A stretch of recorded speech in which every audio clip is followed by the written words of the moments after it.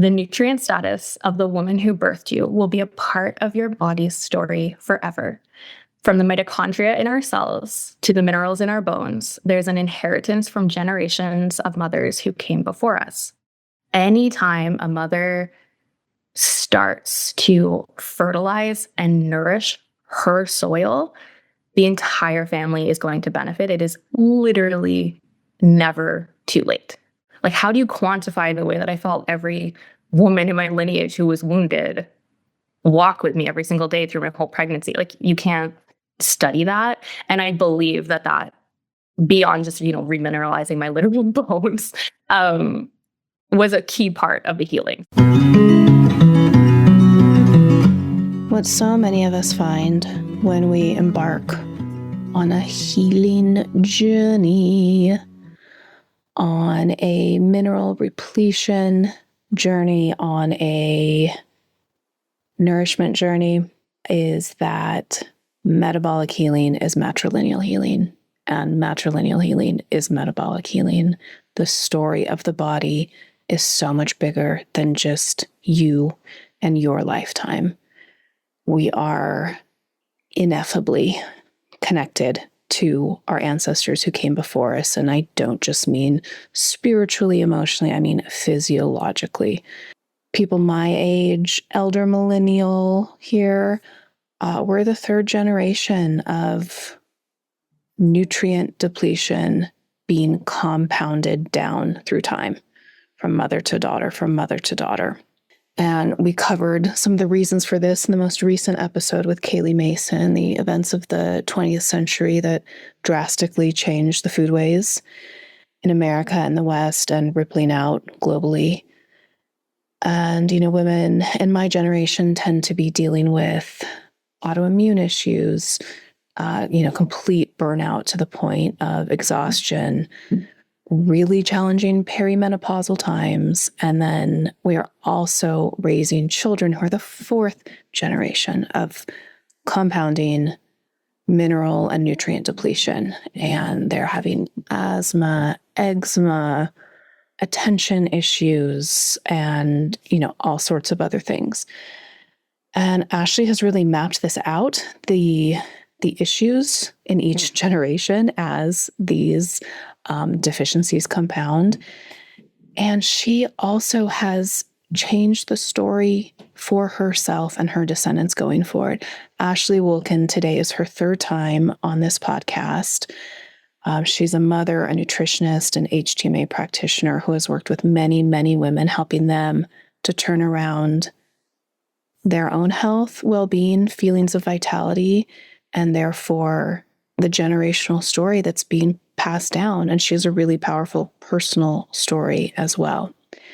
So I'm your host, Amber. Welcome to Medicine Stories, where we are remembering what it means to be human upon the earth by exploring the wisdom of the body, the stories carried through our ancestral lines, and the healing that becomes possible when we nourish ourselves deeply. This conversation can bring up grief, overwhelm, regret, and guilt, but it's also a hopeful and optimistic story. Ashley chose to turn everything around for her line, and I'm trying to do the same. It's too late for me as a childbearing woman. I really did it wrong with both of my daughters in different ways. Was vegan with the first one and just not paying any attention to food at all with the second one. Handed down a lot of the depletion that my mother handed down to me, but have in the last few years been working with them to build up their reserves to make sure they are as nourished and vital as possible for when they come into their childbearing years. Very much hoping to be a grandmother at some point. And Ashley was able to really rewrite the story of her motherline before she got pregnant with her daughter. And what she shares in this interview, I think might be the most powerful moment that I have experienced making this podcast over the last 9 years.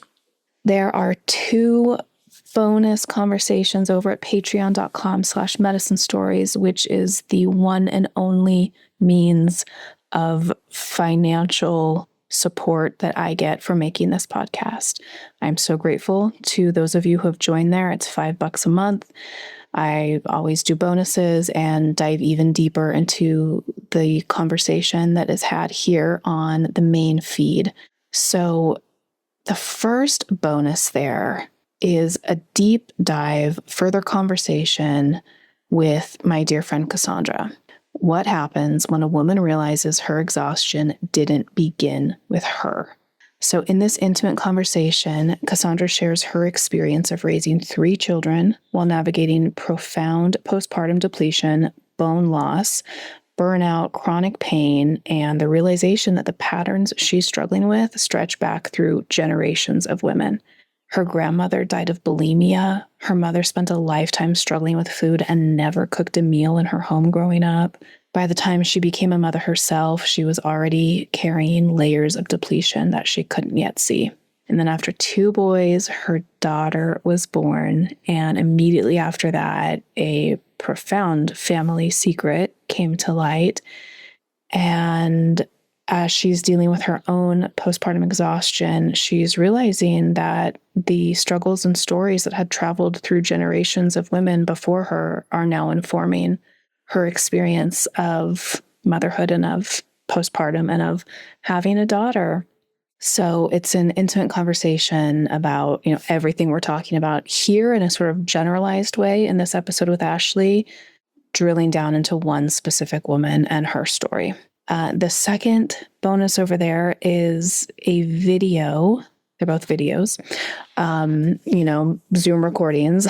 But the second one is Cassandra's HTMA interpretation call with today's guest, Ashley Wulkan. Ashley is so loving and caring and very experienced in reading HTMA, hair tissue mineral analysis, tracking what is happening inside a woman's body, tracking how her body is processing stress, what she came into the world with, and what is happening with the larger picture of her motherline.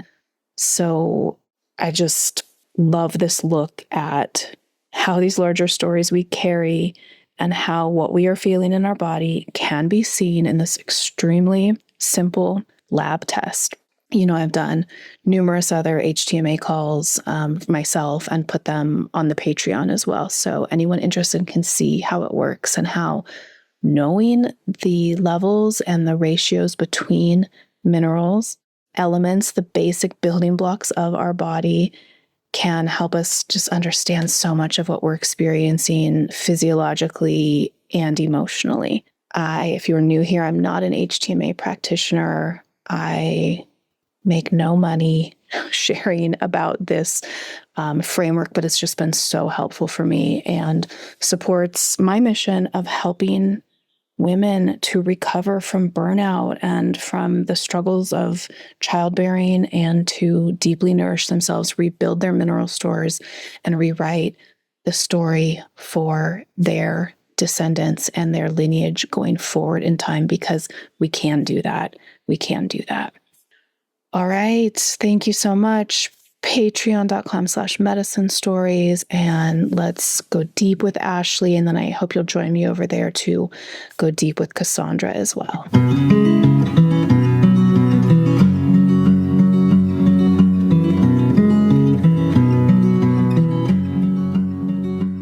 Hi, Ashley. Welcome back to Medicine Stories. So happy to be with you again. Yeah, such an honor to be here for a third time.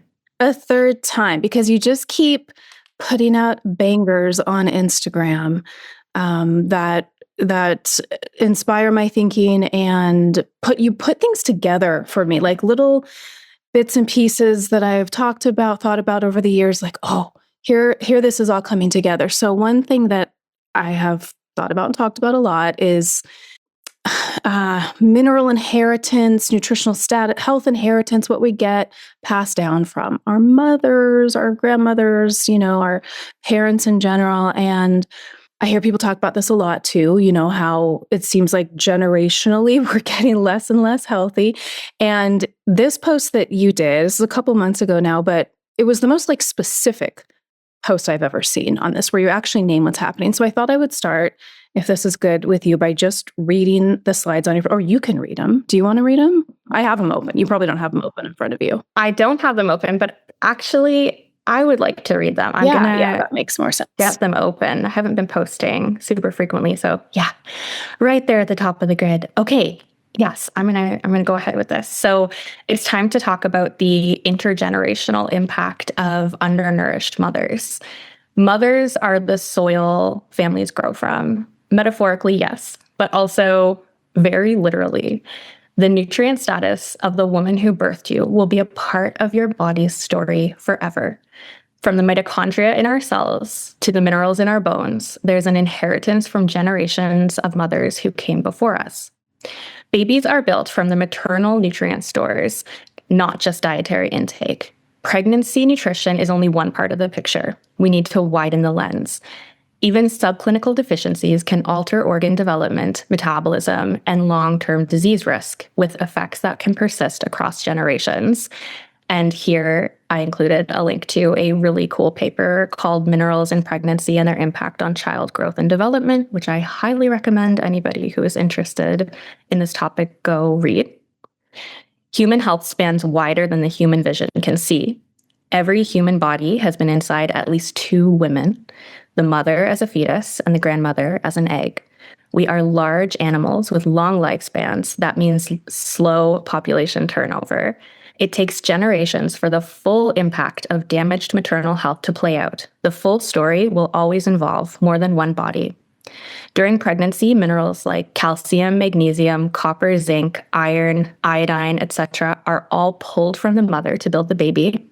In most cases, these are drawn at least partially from reserves. If reserves are insufficient, the maternal body will prioritize survival over optimization. The body becomes more permissive to toxic elements, which can bind in tissues where minerals were lacking. Lead can replace calcium and iron, cadmium can replace zinc. But the impact isn't usually immediately catastrophic, and this is where we need to widen the lens.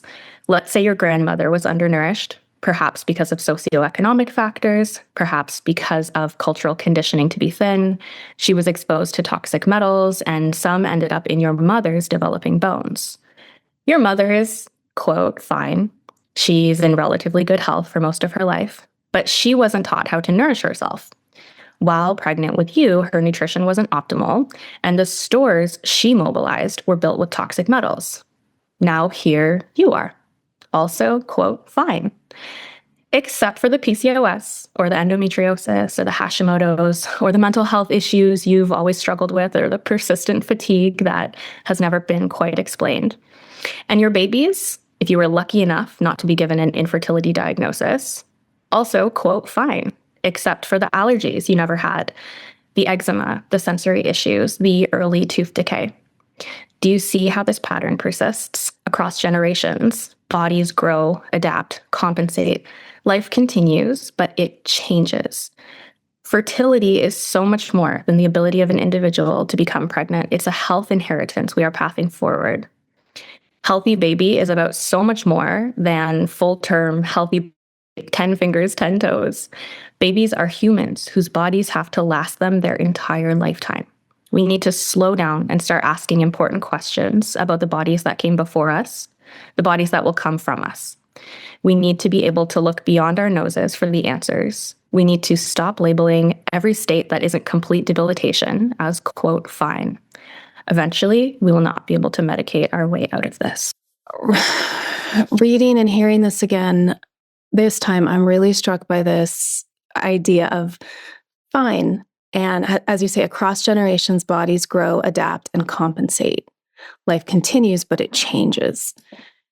And how many of us, our age-ish, I think we're about a decade apart, and our children are dealing with health issues that we tell ourselves, not even so much being like medically gaslit, even though that too, it's fine because it's normal, right? Like, oh, it's so normal. Oh, all kids have allergies in my kids' class or whatever it is.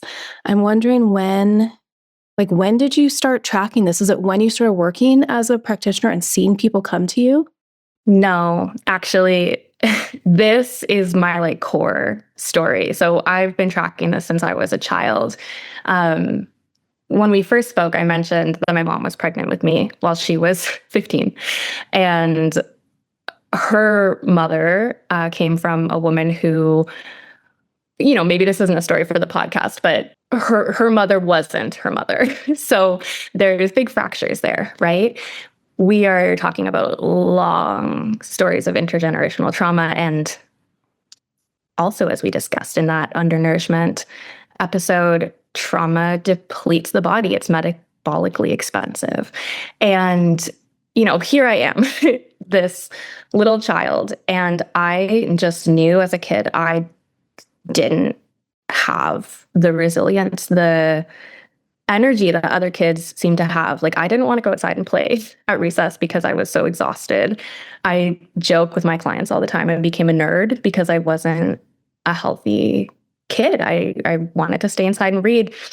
I would, climb a tree and sit there and read a book. I just couldn't ever move the way I saw other kids moving. I couldn't participate in track and field. I wasn't medically ill. I don't think. I know I wasn't really like taken to doctors or anything, but I just didn't feel well and continued to not feel well really until I started working and figuring things out on my own. But when I look at my body, there's a lot of people who kind of talk about Weston Price's work and around the jaw and teeth and everything. I had a dentist say to me in my early 20s, like, your mouth is the size of a child's mouth. Like, we have to use child's instruments when you come here. And I know that, like, my teeth are like didn't fit in my mouth properly and things like that. And that was really just when I started paying attention to this. I'm the oldest of three. My youngest sister lost all of her teeth in her 20s after having some babies. You can just see it play out in lots of families, but I feel particularly it's very obvious in my family that you see this intergenerational impact of undernourishment.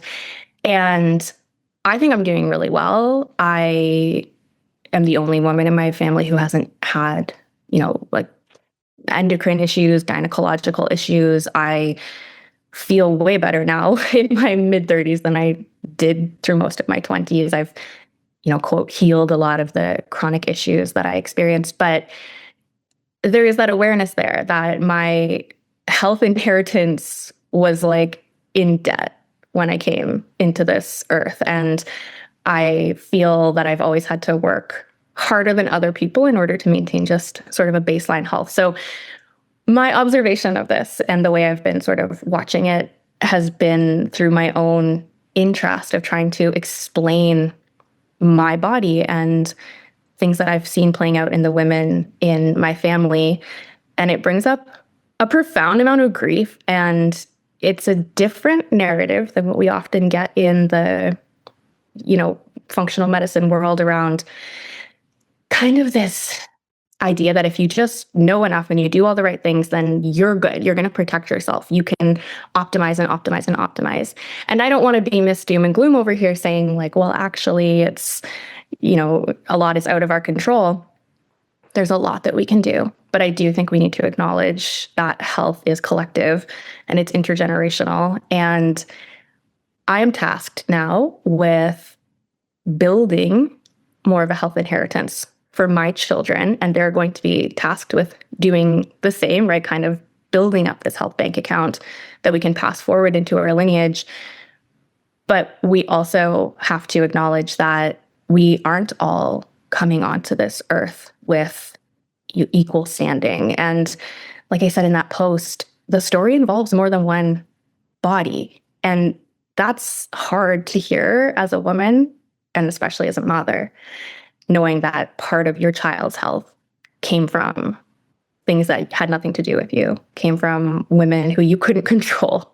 And it's also empowering to know that we are the soil, and the more we tend to our own garden, this is what our family is going to grow from, not just when we're pregnant and nursing and having our babies, but also outside of that time. The more we pour into and build our own life force, the more our family is always going to benefit from that. So it's yeah, long way of answering that question. But I think this conversation, actually, Amber, was the one I was the most excited to have with you, because this is at the heart of everything that I do, is the embodied experience of this particular topic. Oh, I love it so much. And for me, I didn't become aware of all this until I was already very unwell and very confused, and a lot of self blame. Like, how did I do this to myself? How did I get here? I tried so hard, and now looking back, the reason I always was trying so hard to have good health is because I also was in a low energy state from childhood, and never recognized that, and no one ever reflected it back to me except in frustration. Why are you like this? Yeah.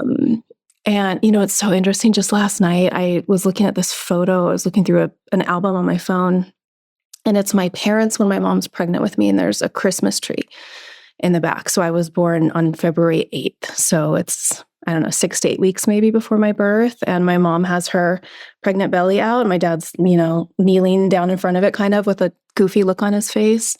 And she looks maybe 4 or 5 months pregnant.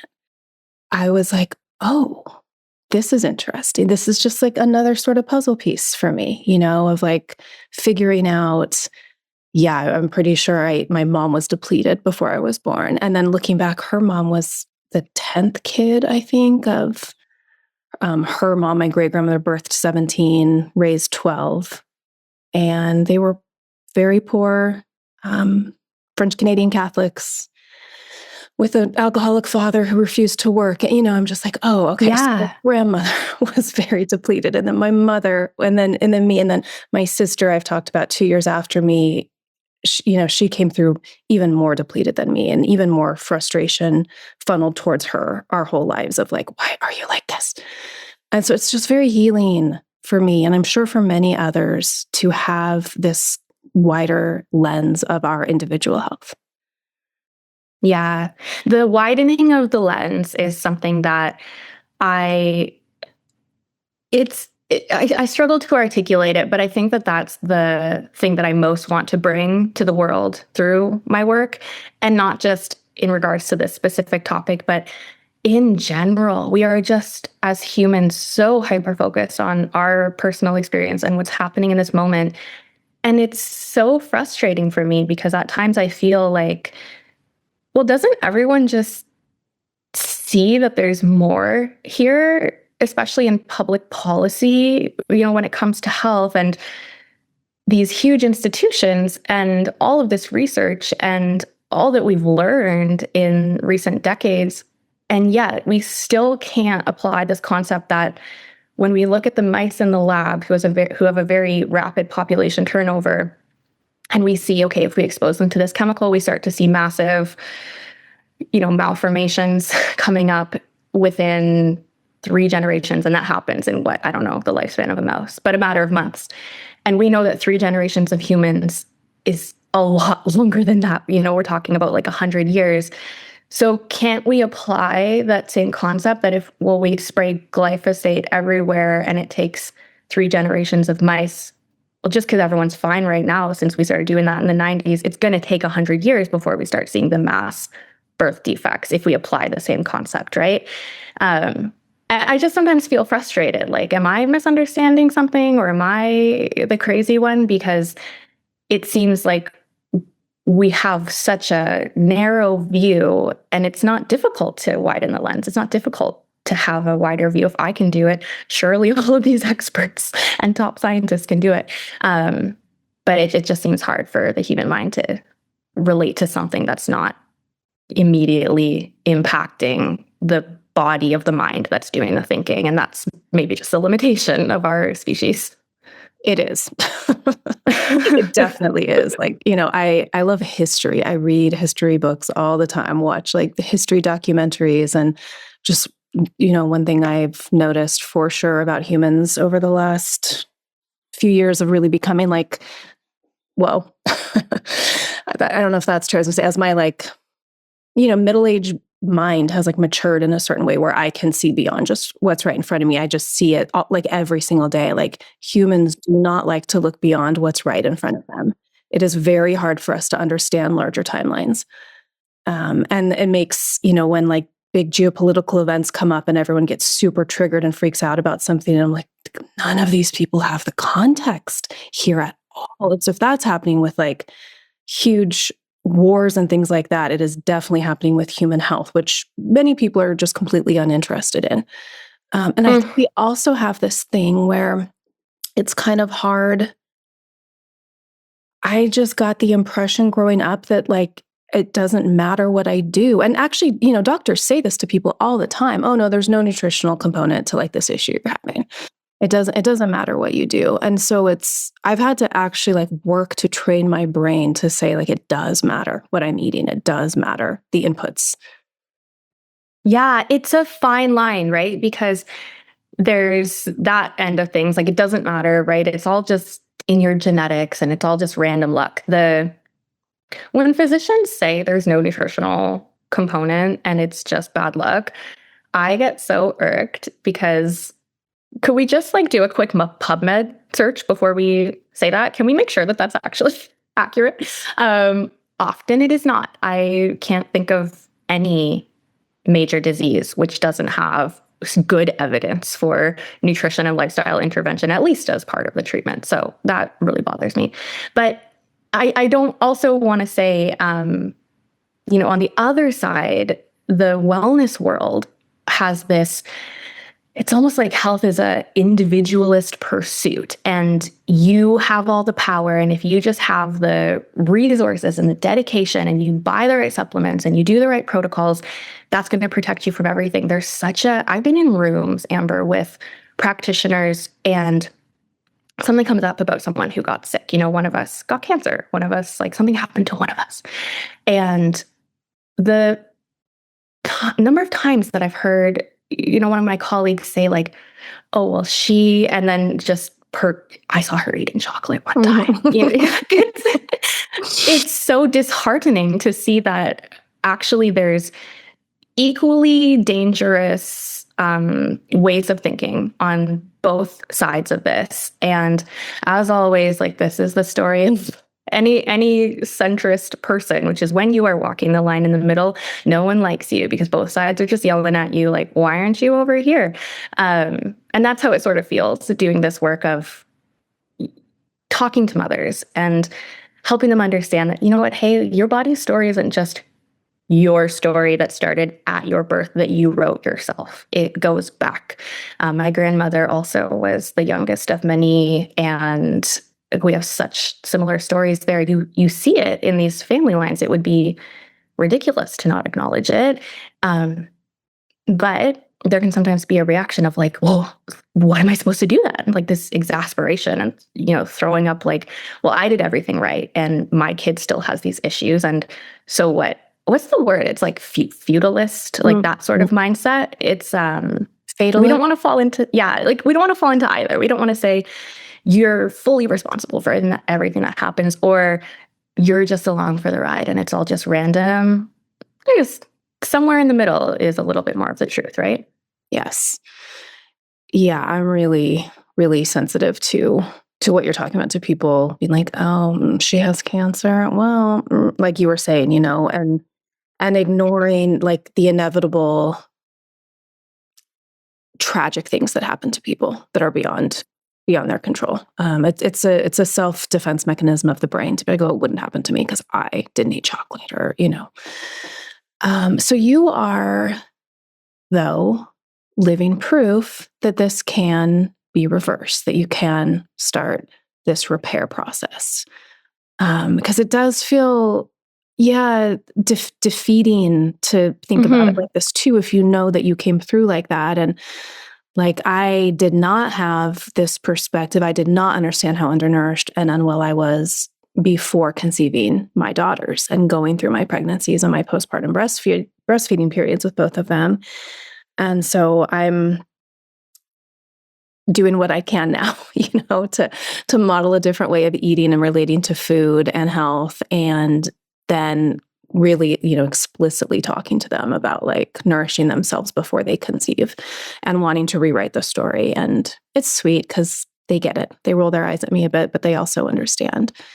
But you knew all this stuff before you conceived your daughter, and if you have future children, obviously you're going to do the same thing for them. So just talk to me more about your approach around that and like what you think is possible. Yeah. Oh, I love that we're talking about this because as I was walking this morning, I realized I conceived my daughter 2 years ago today, and now I get to go have this conversation. Surely not a coincidence. But absolutely, the first and foremost thing that I always want for every woman is to have this come into their awareness before they're ever thinking about having children. I actually never thought I wanted to be a mother. Even as a kid, people would give me like a little baby doll, and I would be like, thanks, but like, I don't want to be a mom though. And all through my 20s, even into my 30s, it was just never something I ever thought I would do. Both my sisters have children. I never felt the longing to be a mother, have a child. I think a lot of that came down to severe childhood trauma that just left me unable to even connect with the idea of it. And it was when we moved into our current home, which is very small because we were going to be 2 adults and no children. And all of a sudden I started feeling this weird stagnation.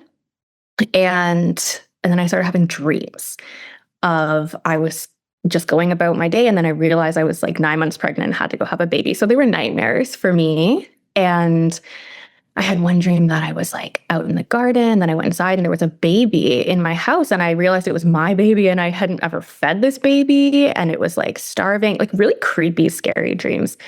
And then I started feeling my daughter's soul. And on the day that my sister had twins, which was this week, 2 years ago, it was this intense, like, I need to come through now with them. You have to bring me here. And I was like paralyzed with not knowing what to do with that. I never had an experience like this in my life. And I just said like, okay. And my husband and I have always been very careful and very good at not getting pregnant.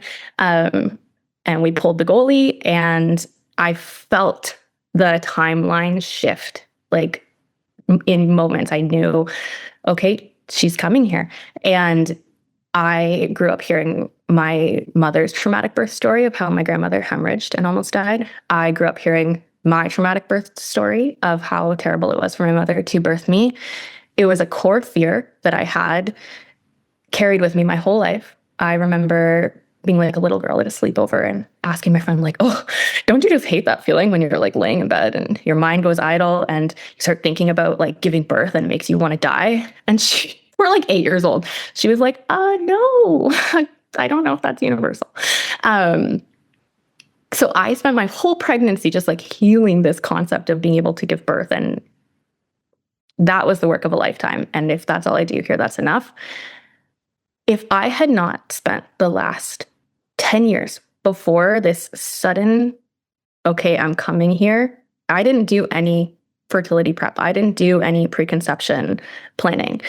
But thankfully, all of the work that I do at Baseline is that stuff, right? Building resilience, that is fertility.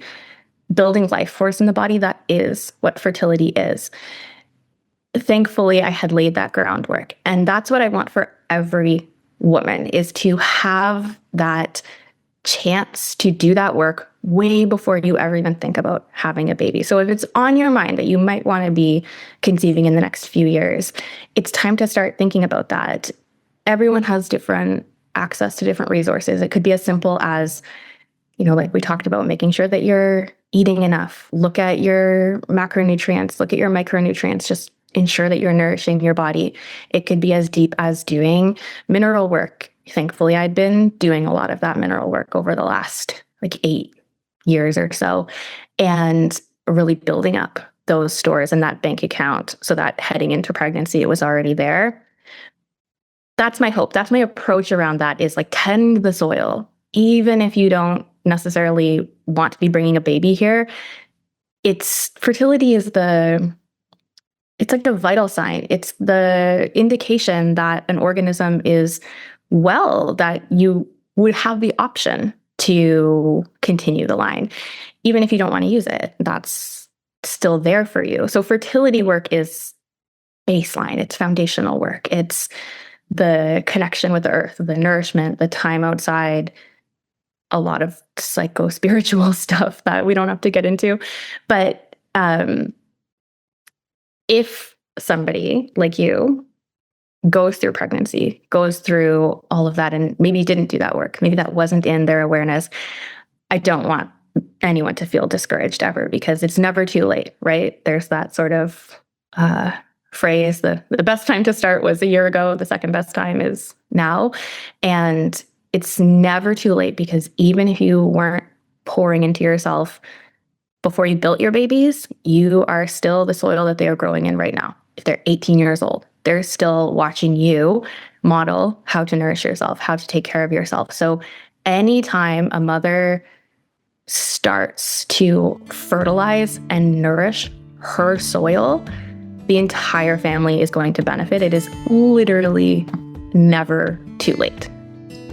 If you've been listening along and thinking about your own motherline, about the nourishment, depletion, resilience, and healing that have flowed through generations of women before you, you may be feeling the truth that your body is carrying a much larger story. So many of us inherited more than eye color and, if we're lucky, family recipes.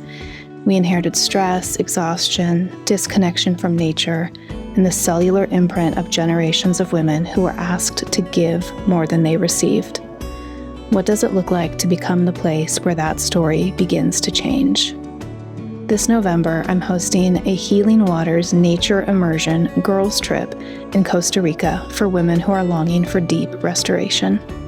Together, we'll spend 6 days surrounded by lush tropical forest with a small community of women committed to slowing down and remembering themselves. This trip is about replenishing what has been missing, stepping out of the urgency and depletion of modern life and into a rhythm that allows your nervous system, your body, and perhaps even the women upon whose shoulders you stand to exhale.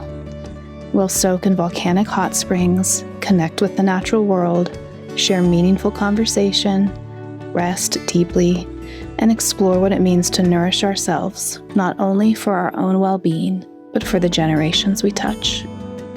If your heart is calling for a season of replenishment, I'd love to welcome you. You can learn more about the Healing Waters Nature Immersion trip at the link in the show notes. There are 5 spots left, and the last day to purchase tickets is August 5th. I would be honored to spend this time with you.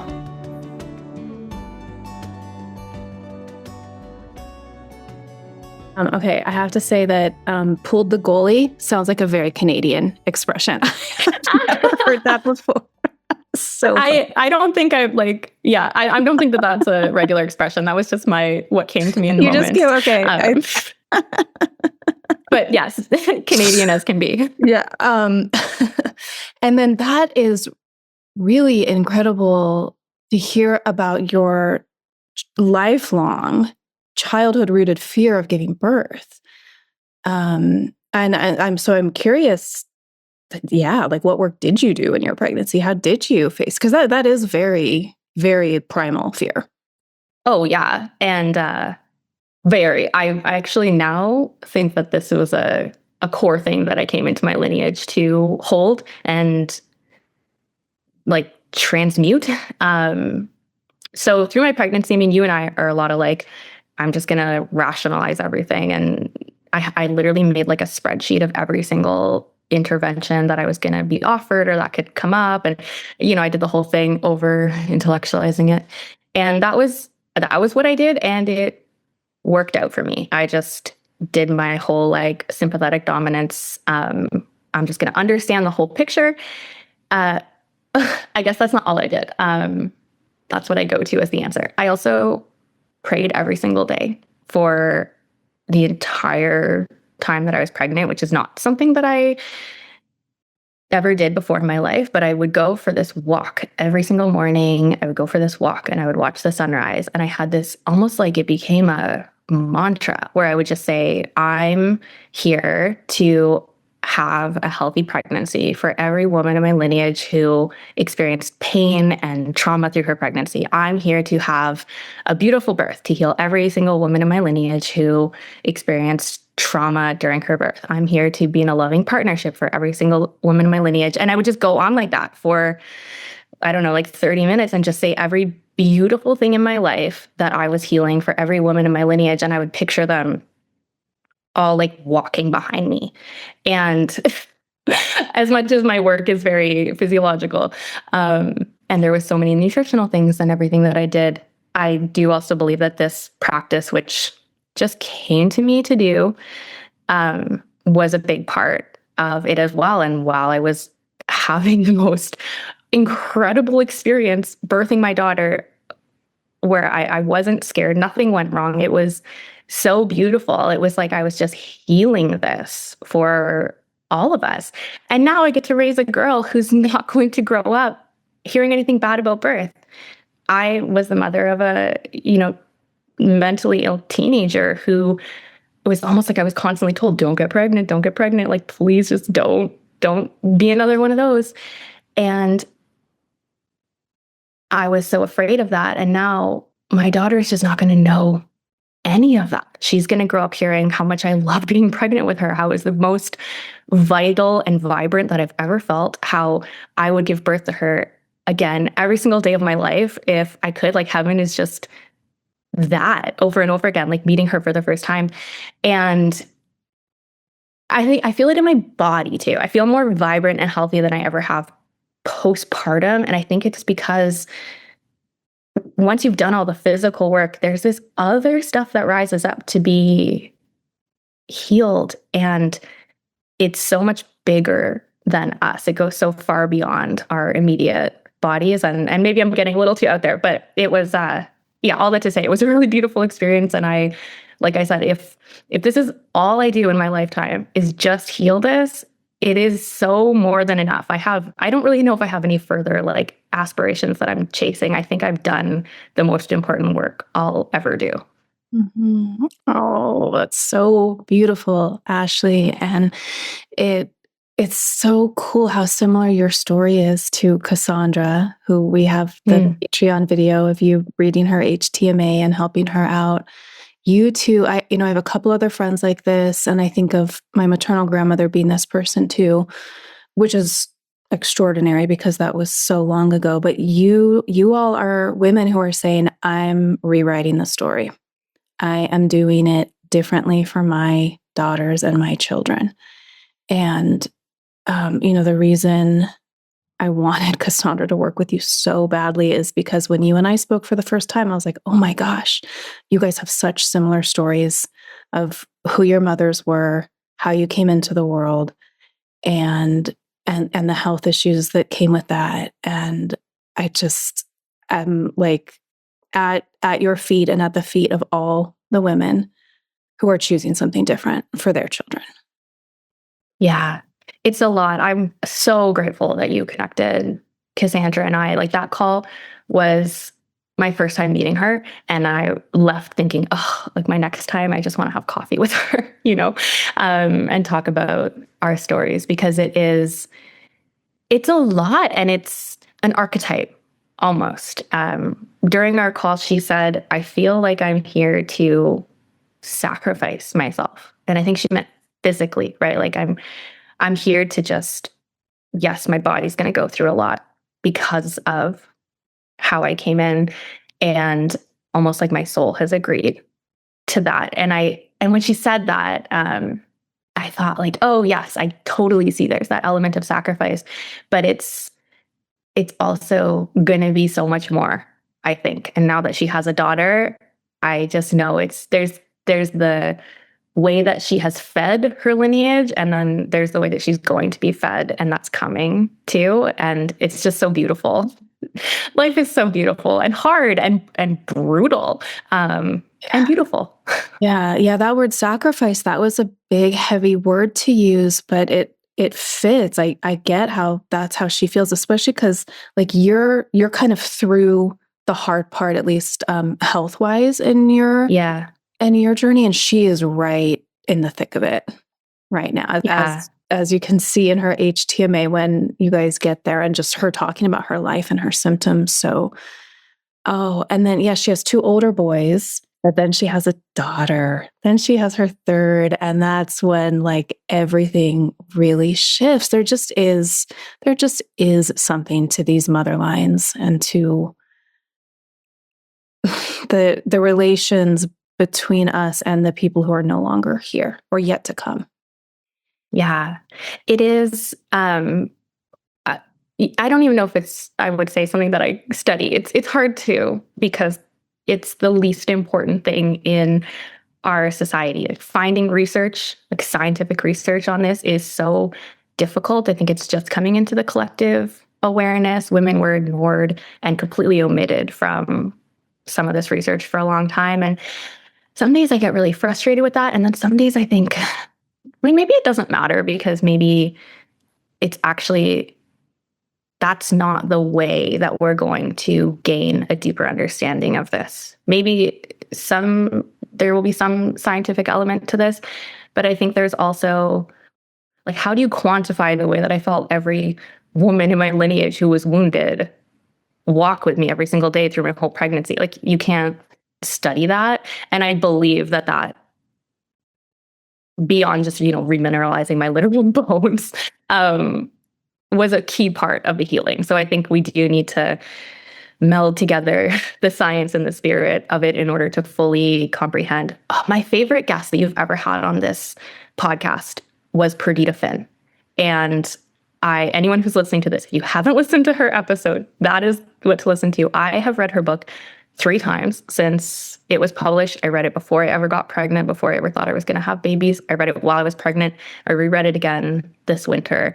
And there's just something in there that I think is so true. There's just such a truth in what she speaks to. That's an unquantifiable truth that I think is the missing piece in a lot of the work that people like me do, where we're so focused on the body. But these bodies they're for something. They're for something bigger. And I just really love her work around that, like, something bigger component. As we've been discussing today, our bodies do not exist in isolation. The Motherline moves through our lives not only through genetics, but through nourishment, depletion, care, and the ways we are held during life's transitions. At Mythic Medicine, we believe that women deserve deep support during these threshold moments, and that's why we created our Rites of Passage Herbal Medicine bundles. Our Birth and New Motherhood Postpartum Support Bundle contains 3 handcrafted herbal remedies designed to nourish and ground women during the sacred transformation of matrescence. The postpartum period asks so much of mothers, yet so often they are the ones receiving the least care.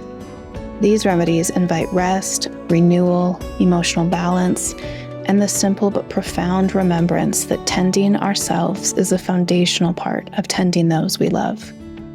We also offer our Perimenopause and Menopause Support Bundle, a collection of 3 herbal remedies created to support women through the powerful midlife passage.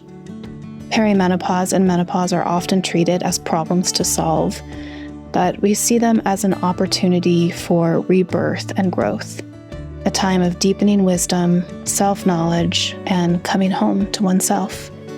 These remedies encourage grounding, self-care, and connection to the larger cycles that shape a woman's life. All of our Rites of Passage bundles were created to honor the transitions that have always mattered in women's lives. Because when women are nourished through these passages, the effects extend far beyond the individual. They ripple through families, communities, and generations. You can learn more about these and all of our homegrown, handcrafted herbal remedies at mythicmedicine.shop.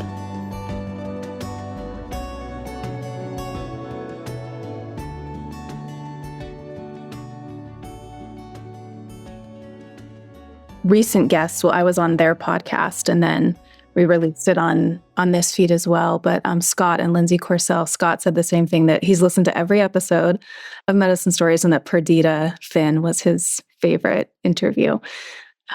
She's, wonderful. Love their family. immeasurable was the word that was coming to me, but yeah, unquantifiable. Like we just can't, yeah, there's no way to measure these things at all. And I am a daughter of parents who really revered birth after seeing me and my sister born. And so I grew up, I mean, I don't know if, I don't remember a lot of like explicit, oh, birth is so wonderful and amazing until I was like older and they would tell me about it. But when I was 8, I would lay in bed and think that I couldn't wait to give birth someday. I felt so blessed to be a female. Wow. That's beautiful, and what I hope my daughter gets to experience. Yeah. And so the opposite of my relationship with these concepts at that age. And just amazing to think how changeable that is, you know, how you are here changing that for your daughter. And I haven't really thought before about how much that informed me and how much I just trusted birth when it came time to do it. And even though I had never thought about the lineage aspect of birth, you know, I won't tell the whole story. I've told it enough times, but when I was really stuck in labor at home with my oldest daughter 20 years ago this summer, and then my mom and my grandma, her mom, showed up and the energy completely shifted in the room. And I was like, it was that moment of, I cannot do this. And then my eyes were closed and I thought, and I'd never read this anywhere or heard it from anyone. The woman who gave birth to me is standing right there. And the woman who gave birth to her is standing right behind her. And that line goes back behind them indefinitely. If they all did it, I can do it. And my daughter was born within the next 30 seconds. Wow. It is one of the mysteries, the birth and death piece, I think is my favorite thing to think about in this life. And like, obviously, Pisces, this is very core for, you know, the type of energetic blueprint that I came in with. But when my mother passed away, when she died, I hate the term passed away. When my mother died, I was there in the room with her, and everyone kind of came around and did their little like hug and cry and everything. She like hugged everyone. And then the moment before she left, she reached for me one more time, like her oldest. And I just felt this feeling, and I wasn't like I am now when this was happening. But I just had this knowing that, oh, you brought me in, I bring you out. That's the agreement. And I think there's something to that. Like, I think there really is something to that. And you hear that the most common last word that people say before they die is mama. There's something so much bigger when it comes to what women's bodies are here facilitating. And you know, bringing it all back to nourishment, I think you need to be physiologically safe enough to engage with this aspect of it. And the way that birth has been butchered is a representation of how depleted women's bodies have become, that they actually cannot hold this concept. It's not accessible to them. And I don't think it would have been accessible to me had I entered into pregnancy and birth the way that I came into this world and the way that I experienced, you know, the first 2.5 decades of my life, 3 decades of my life, however long it took me to get to this point where I feel, well, you know, more resilient. I don't believe in optimal, perfect health, but much better than I did. And this is what I really want for all women, is the ability to be safe enough in their body, grounded enough in their body, that they can engage with the lineage aspect of it, that they can access that moment that you had and not just be trapped in the fear and the inability to regulate, right? Which is such a key part of birth and postpartum, is the ability to regulate, which requires physiological safety and like grounding and structure in the body, as we've talked about with calcium and all of that. So it all kind of ties together. It's beautiful how you can witness it playing out in your own life when you're safe enough to do that. I think just the key concept of physiological safety, and that I'm certainly not trying to be like a spiritual guru or anything like that. But just through my own witnessing, I think that when the body is safe, there's these higher, I don't know what the word is, narratives that we get to experience. So that's sort of the gist, the soul of what I'm trying to say. Yeah, when we're not just in survival mode, we can tend to bigger things. And, nourishment is how so many of us get out of survival mode. Yeah, everything starts in the body. That's the key concept, I think. Yeah. So it was so interesting to in your call with Cassandra, we, hear her story about her mom and that lineage. And I think she and I might record a separate Patreon call going even deeper into those things too, just to fill in. Because, watching your guys' call, I'm like, oh, I want more.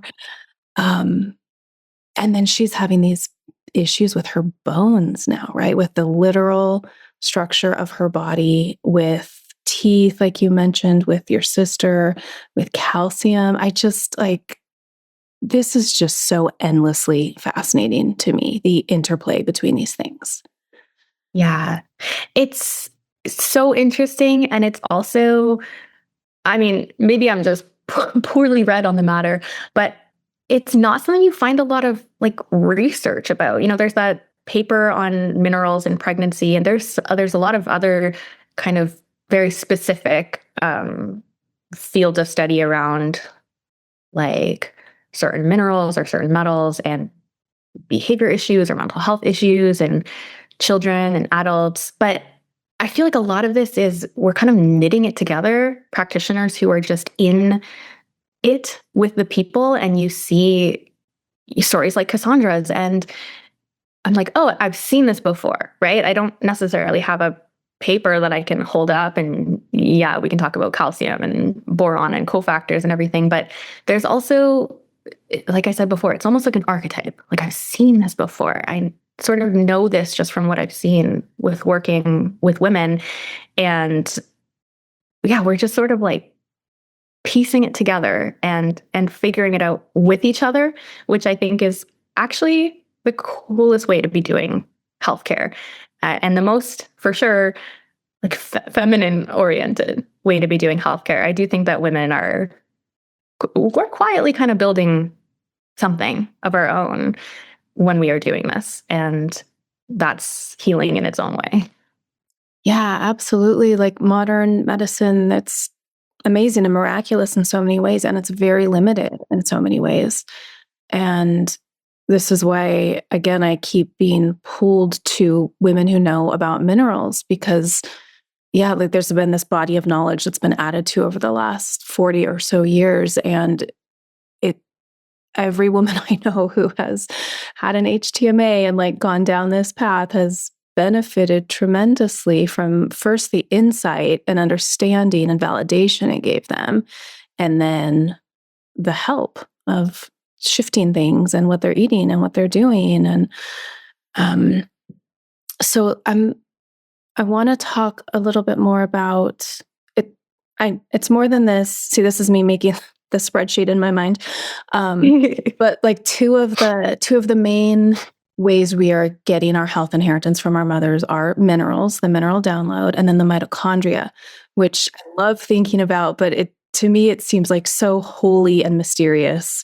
Mitochondria, it's just like, I can read I have read many books on it, many papers, but it's still just like this crazy, almost spiritual interface in my mind. Yeah, I feel the same way. I feel exactly the same way about the whole concept of mitochondria. I think there's some big spirit woven into that, and we're trying to understand as humans. But yeah, I heard it once referred to as like the Eve gene or something. When I first went to college, I was studying anthropology, and I thought I wanted to be like an archaeologist. And then I just became very preoccupied by the concept of like food residues in ceramics. And I was like, wait, what were we eating? What are we supposed to be eating? That sort of pulled me. But it must have been in the early days when I was just starting to learn that sort of thing. The concept that the mitochondria originated with a woman and it has only ever been passed down the mother line. And as at the time, like a 19-year-old with a core, deep, oozing, painful mother wound, that was just something that kind of stood out to me. Like, oh, great. Another thing that's going to suck forever because I have a terrible story. And now to have healed that to the extent that I can, and to understand mitochondrial health the way that I do, to be able to pass hopefully something a little bit stronger forward in the lineage, it's a really beautiful opportunity alongside all of the structural stuff that we get with minerals, right? There's this almost like intangible aspect to the mitochondrial side. I feel you. Yeah, because it is what generates all the energy that runs our body, the life force. Death there's many ways you could describe it, but one is the mitochondria stop generating energy. And 100% of the billions of mitochondria in your body came from your mother line, woman to woman to woman to woman to woman to woman to woman to woman to woman. None of it came from the father line. And every man on earth, all his mitochondria came from his mother line as well. Yeah, it's powerful and also still mysterious. Like I feel like I don't fully, sometimes you really understand something and sometimes you're just like, oh, yeah, the mystery of it. I feel that so much with this as well. Yeah, but it's lovely to think about and to like sort of carry around with you the thought of that. And that like metabolic healing work is motherline healing work. Yes. Yeah. And that's why it will forever be my greatest passion to focus on the mothers. And it's never the wrong choice. It's never too late. You are always the most valuable thing to pour into in the household, no matter how sick your kid is. And, going back to that post that we opened up with, a lot of women are really struggling with their children's health right now. We're seeing the unraveling of our physical resilience in these children, the eczema, the allergies. There's so much, and it's so normalized now. One of my clients told me that she took her baby to the doctor, and the doctor was so flippant, just said, like, oh yeah, every baby has eczema. That's just how they view it. That's crazy. It's like with sperm counts, it's just, well, as humans become more diseased, we'll just adjust our barometer for what we consider to be disease. What an odd way of approaching it. Anyway, my baby doesn't have eczema. My baby has had beautiful skin her entire life. She's never had anything like that. And I really think that that's possible through nourishing mothers. But when women reach out and ask, like, can you work with my baby? Can you help me with my child? It's only a yes for me if we're working on you too, because you are the literal soil that child is growing in. Even if it's been years since you nursed them, whatever the story might be, you're still the container that's holding them. You're still the soil that's nourishing them. We have to pour into you, at least alongside, if not first, even though that inclination is toward like, help my baby, right? Yeah, that's almost like the mystery of mitochondria, just how the woman and the mother is the energetic center of the child's life, and that when she does the healing work, that ripples out. Yes, absolutely. Yeah, that's because I like now at this point in the podcast, I want to like jump in and help all the moms who are resonating with their children having health problems. But I think that's it. You just gave like the most powerful lever to pull for mothers in that situation. Yeah, it is. It's everything, because it's your relationship with food. So many kids with the picky eating and the so many eating things with kids, but we have to start by looking at mom's relationship with food? Are you nourishing yourself? Are you sitting down and eating? Listening to your body's cues? Like, there's so much to it. It cut off again. Okay, you said, are you Oh, nourishing no. yourself? Are you sitting down and eating?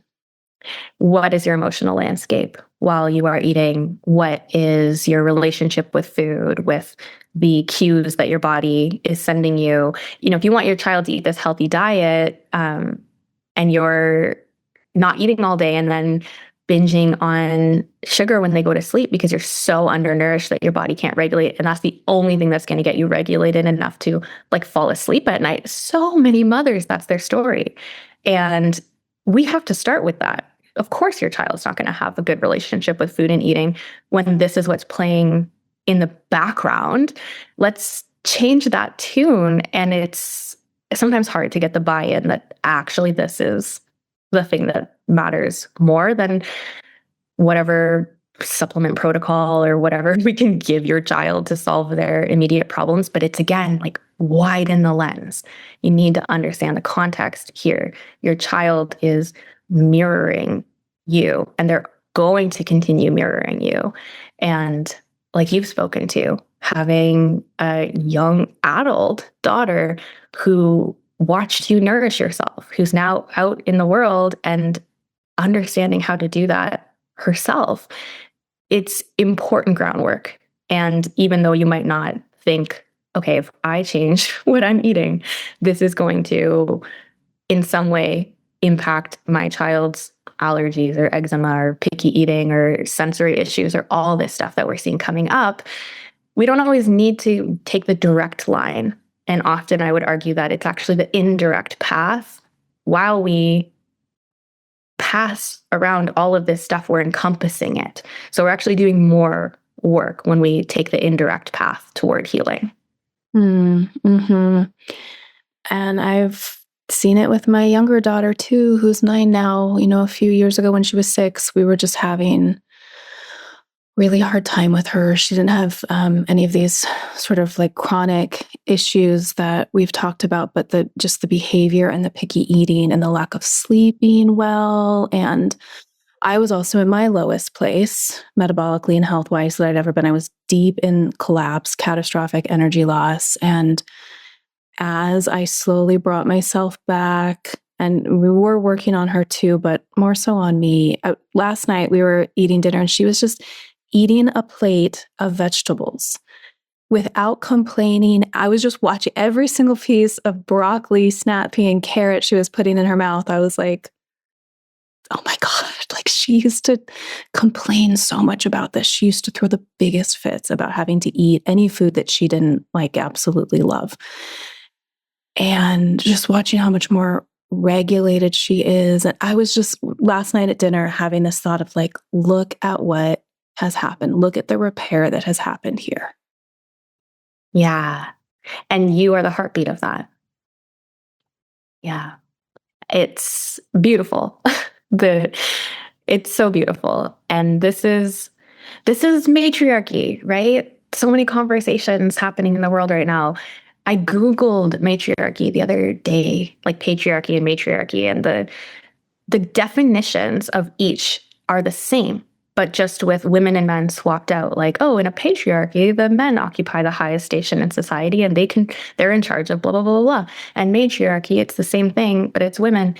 But that's so not what it is. It's not a hierarchical structure, right? Matriarchy is center out.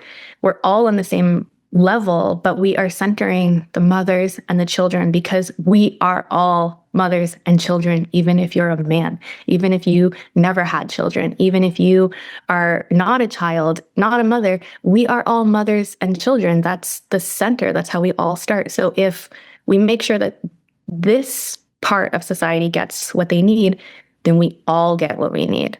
And if we're not getting what we need in that initial coming into the world, we're never going to be okay. So it's just, in my own little way as a practitioner, this is how I'm trying to bring in the world that I want to exist in by centering mothers and babies and making sure that they are nourished and they are having what they need, because I see how that ripples out in stories like yours. And I mean, it's honestly absurd that we don't live in a world like that. I know. I don't understand what. Yeah, that's a painful mystery, isn't it? Like, why? It's just completely nonsensical. No one's winning. Yeah, no one's winning. Yeah. That's a whole other conversation. Okay, will you tell us about your call with Cassandra from your perspective, what this Patreon bonus is? So it's not an extra conversation between you and I, it's something else this time. Yeah. So beautiful Cassandra, who has such a strong spirit. I think that's the way that I would describe her. There's such a strength to her. This call was her and I meeting for the first time, and I was reviewing her most recent HTMA. We had a past one that she had done. So, you'll hear some reference to some shifts that happened there. Actually, some really interesting kind of breakthroughs that she had, and how I could track that physiologically, being able to ask her, okay, like, what changed in this time period? Did you ever experience a time when you had a random uptick of pain that then sort of tapered off? So little things around that, and really cool to see how our emotional landscape again is reflected physiologically. And talking about her bones, the structure and the support that she has so deserved and yet not received in this lifetime, and the long physiological impact of what it is when you are not supported and when you are not held, and how her bones are literally not crumbling, but softening under the weight of all of that. And we're talking about nutrients and things that can help. She's very young, and like my sister, after building, birthing, breastfeeding 3 beautiful babies, has been told that she's at risk of losing her teeth. So, of course, my toolbox is nutrients. We talk about the nutrients that can be so helpful there, but also some of the other things. I really recommended, like, you need a therapist or just somebody who is scaffolding around you, somebody that you can just collapse a little bit and not have every relationship in your life be you're the strongest person in the room. And sure, you have people you can call if you're in crisis, but that means you have to be in crisis, right? So we talk about that and some of the little physiological tools that can be brought in. Obviously, a big part of Cassandra's story is that she just doesn't eat enough. I didn't even have to audit her. She volunteered that information on our call. She's very aware of it. She has Amber as a beautiful influence in her life. So that's where we're starting, nourishment and some key nutrients. And I really hope that we get to sit down again in maybe a few months once she has locked that in and dive a little bit deeper, look a little bit closer at her bones and get just energy. She told me on the call that she's like, oh, sometimes I just want to eat dinner in bed away from my family. I just need that. And I think that for me, that's a metric of success, of having the energy to be engaging with this beautiful life that she's created for herself. So hopefully the long story here gets to be watching a woman rebuild that health bank account that she wasn't handed through her story of, a mother who wasn't well. And Cassandra grew up thinking that she was an only child, and it was revealed that is not the case. So even when you think about the impact of that, being a firstborn versus not on mineral inheritance. So it was a really beautiful session, and she is just what a cool story. I think when I think about her, I just think, these are the types of stories I love really diving into. Yeah, I love her so much. we've been friends for 12 years now. And I just, during our first call between you and me, I just kept thinking of her and that you two needed to connect. And then we had this idea that we could record her HTMA calls with you over the course of a year or so and like see real life what you and I have been talking about on the podcast now. This is our third conversation together of what it looks like for a woman to be healing and rebuilding and remineralizing over time and how that plays into her lineage, her motherline, and her mothering now. Yeah. It's and I will say the bone piece I think is such a beautiful, not just like metaphor, but also the way that I see it happen in my practice. And it's just calcium as a concept. There was this guy I was talking to once. I was out skiing and there was this like 80-year-old man at the chalet, and we were sitting by the fire, and he heard something I was talking about. And he was like, "Oh, are you a nutritionist? You must know about vitamin K." And he asked me about, he had been told he had a blockage in his artery. And he went on Google and he read about vitamin K and he started taking it. And we're in Canada. So our healthcare system is run by the government. No one's ever going bankrupt over illness or anything, but there's long waiting periods to get into care. And in between the time when they found this blockage, referred him to cardiology, he started taking vitamin K. And when he got to cardiology, they were like, "Oh, this blockage isn't nearly as bad as your referral says it was. You actually don't need us." The ability to move calcium in the body and to make radical changes. Like, I've worked with menopausal women who were told, like, your bone mass is never going to be rebuilt. You already built all your bone mass. We've increased their bone mass. There's so much to it, so much to mineral work when it comes to the structural integrity of your body. So, I understand why you connected us after speaking to her. We have so many similar threads in the tapestry of our lives. And also, this is the kind of case that I think, oh my gosh, I think we can actually really move the needle here. So I'm really excited for her. Yeah, thank you so much, Ashley, for helping my beloved friend out and for helping my beloved audience out. It's just been so rewarding putting these episodes out because you just make things make more sense to me. It's like your knowledge base is vast, but your communication style is direct and really helpful for so many women. So thank you so much for being you and for being here and talking to me again. Oh, thank you. Such an honor. And I really, like I said, love this show. Was so deeply honored to be asked on once. And the fact that we're here for a part 3 is just, again, thank you, Amber. Yeah, more to come too. Okay, friends, you can head over to the Medicine Stories Patreon to listen to my conversation with Cassandra about her story of mineral inheritance, lack of nourishment, and how it all came crashing down around her health-wise after the birth of her 3rd child and first daughter. All the motherline stuff that surfaced for her.